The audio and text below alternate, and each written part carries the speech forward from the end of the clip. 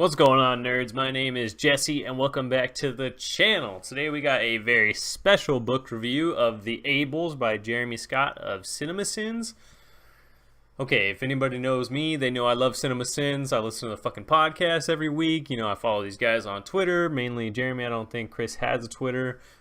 Barrett Share, follow his ass on Twitter, Music Video Sins. I'll put all the links for everything in the description below. Twitter, SoundCloud, YouTube channel, all that. This book, man, God, I read it a long time ago. I read it when it came out, but that was before I had a YouTube channel, and I've been looking for a book to review, so I thought, why not do The Abels? It's been a while since I read it, but I'm going to try to do this best of my recollection. I read it twice, so I should be okay. I brought up a page here on the Simpsons Tumblr page. I'll put this in the link description below. These are the four main characters. There's actually 5 characters. I don't know where the last one is or what his name was. I can't remember. He's also blind as well. He's a teleporter. Okay, let's do this. This is such a cool premise, guys. I'm going to geek out pretty hard on this premise because this is the coolest fucking premise I ever heard, man. The book is called The Abels because the 5 main characters are disabled. What do you mean? How come nobody else has thought about this? This is crazy. Okay, if you can see in this picture here below, we got 3 characters here. Looks like Henry, maybe. Maybe that's Philip Salinger. I don't know. Maybe you can see at this point. I'm not sure. That's probably Donnie, actually, and that's probably Philip.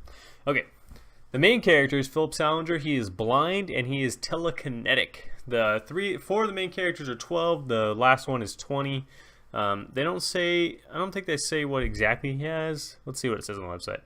Mentally handicapped. Okay. Mentally handicapped. All right. Number 2, Henry Gardner. He is a telepath. He's also in a wheelchair. Number 3, Bentley Crinton. He's got a super smart brain, and he has cerebral palsy. He has a hard time walking. And the last guy is Donnie Brooks. He's in his early 20s. He's been in school for a long time because he has a hard time learning. He's mentally handicapped. Very quiet. But he has super speed. He also has some other things we'll talk about later. Okay. The premise of this book is really interesting. So basically, they're in a super town where everybody is super and has superpowers. When they turn 12, their parents tell them they have superpowers, and they send them off to super high school or super middle school / super high school. I don't know. It's super awesome though. So Philip Salinger him and his dad take him out to this fucking field, and they talk about their powers. His dad is also a telekinetic, and his mom has a teleporter. In the scene, oh my god, I did the audiobook, by the way. Jeremy Scott's voice is silky smooth. I'm not going to pass up on that, okay?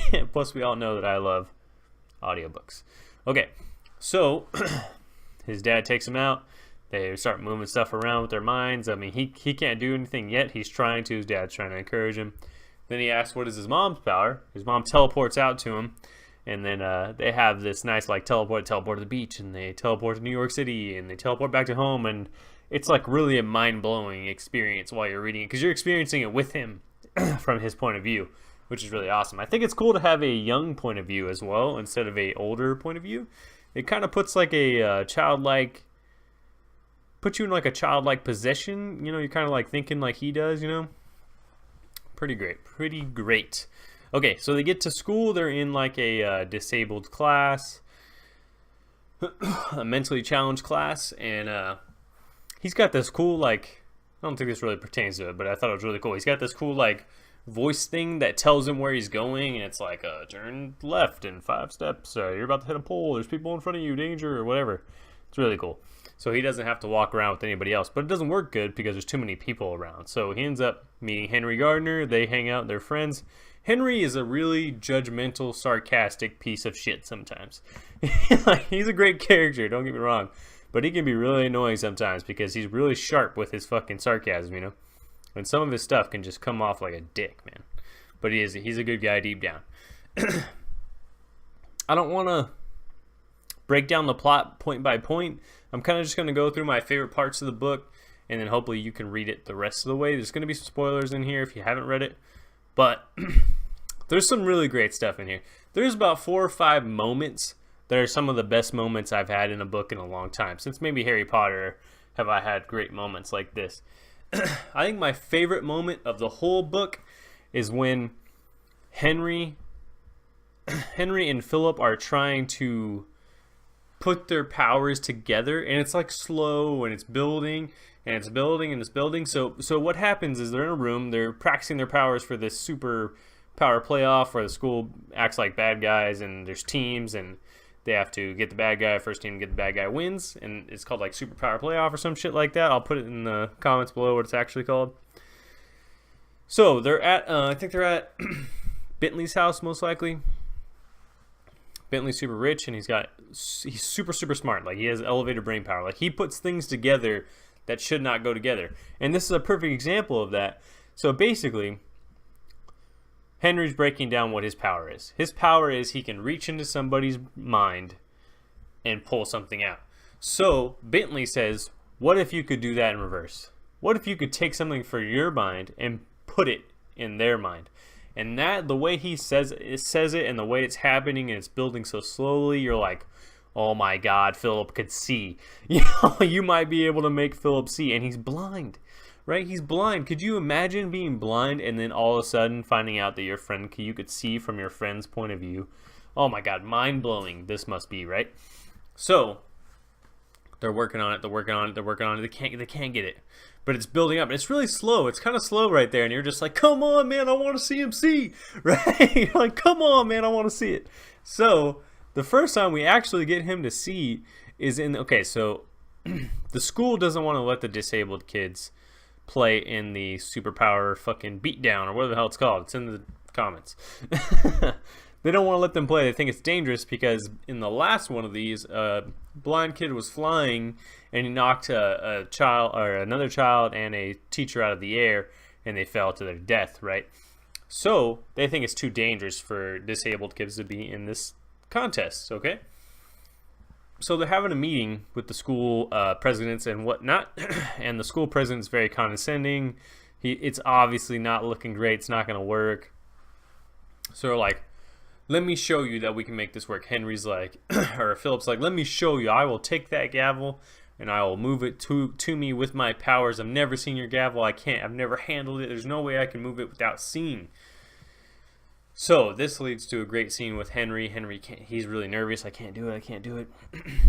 And before that, he was really, really angry at the judge guy, the president of the school. And Philip got a flash of what he could see. He could see him, just like a real quick flash, and then it went away because he was really angry. And I guess making Henry angry makes him focus his powers. So Philip starts being mean to him. You're a stupid idiot. You'll never be able to do this. You know, you're dumb. You're never going to be able to do this. And then he does it. He gets really mad, and he does it. And it's just like this euphoria. He can see, and he doesn't have time to take it all in. He needs to get the fucking gavel. So he sees the gavel. He focuses. He brings it back. He catches it. And the crowd goes silent. The crowd goes silent, people. It's an incredible scene. Incredible moment. I love it. I love it. Nothing comes out of that. The judgmental guy, or he sends it back and it hits a girl in the head. And obviously that doesn't work out good for them. Then their disabled teacher comes in and gives this great speech and talks him into letting these kids play in the Superpower Beatdown thing. In the comments below, the real name of this thing. It's definitely not called Superpower Beatdown. So, another one of my favorite moments in this book is, and I'd love to see this book be turned into a movie. I think it would make an incredible movie. Jeremy, get on that, man. Make it happen. Make it happen. I'll give you a cast if you want. So, what happens is they go to the Superpower Beatdown. They think somebody's robbing the library, and they're like, wait, there's no teachers in the library. So it's actually happening during the Superpower Beatdown thing, and it's actual real criminal. And the criminal is like this old guy, and the way I pictured him is like a Sherlock Holmes, Ian McKellen as Sherlock Holmes in the Mr. Holmes movie. That's how I pictured him, with a cane, and he's got the top hat, and he's real old English kind of thing, you know, Sherlock Holmes-esque, an old Sherlock Holmes. And I think that's what Jeremy was going for.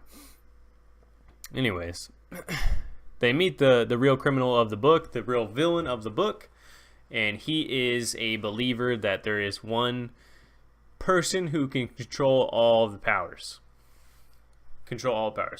So there's some people who can have half of one ability and half of another ability, but there is one person in history that could have all of the abilities, and he's been dead for a long time.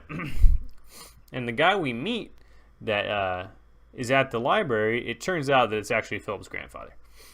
Philip's grandfather, we think he's been dead for a long time, but he hasn't. He's actually been off trying to gather some followers. He's very Voldemort-y. He's got like a big following, and he's trying to find the one, the reincarnated one who can handle all the powers, and he thinks it's Philip. Because Philip's got these weird... Okay, real quick.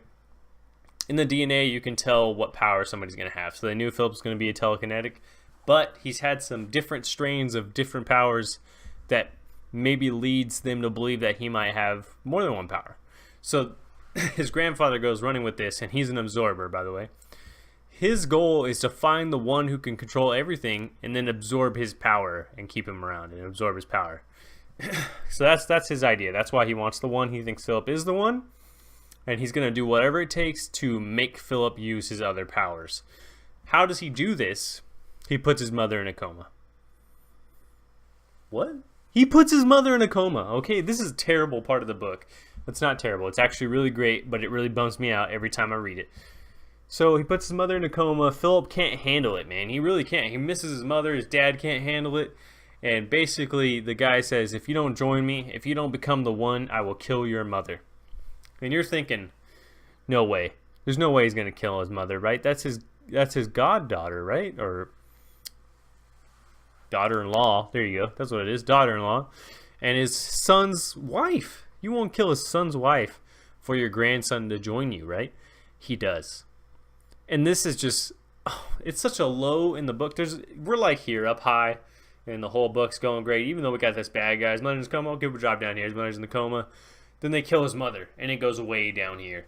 And it's just rough, man. Because you're thinking there's no way his mother's going to die. He's going to do what he has to do to save his mother. And he kills her. He basically, what happens is, he thinks he needs to push Philip off the edge to make him use the powers. So that's why he kills his mother. But in reality, you're sitting here, you're reading this book, you're like, there's no way. But then you realize that it's Jeremy Scott who wrote this fucking book, and he believes in stakes in movies. I mean, that woman was doomed from the get-go. You know what I'm saying? But man, that was a real low for me in the book. Great moment, but real low. Another great moment is when he's got all the people with the guns pointed at him, and he stops everybody. He gets really angry. I think this is when his mom dies. He gets really angry. He stops everybody, lifts all the guns. He points them at everybody. It's a real like Magneto type moment from X-Men. I don't know if are they guns? I can't remember. It's been a while since I read this book.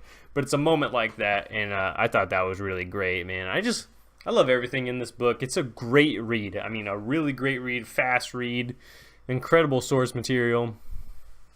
I'd love to see it get adapted into a video game or a movie or something of the type.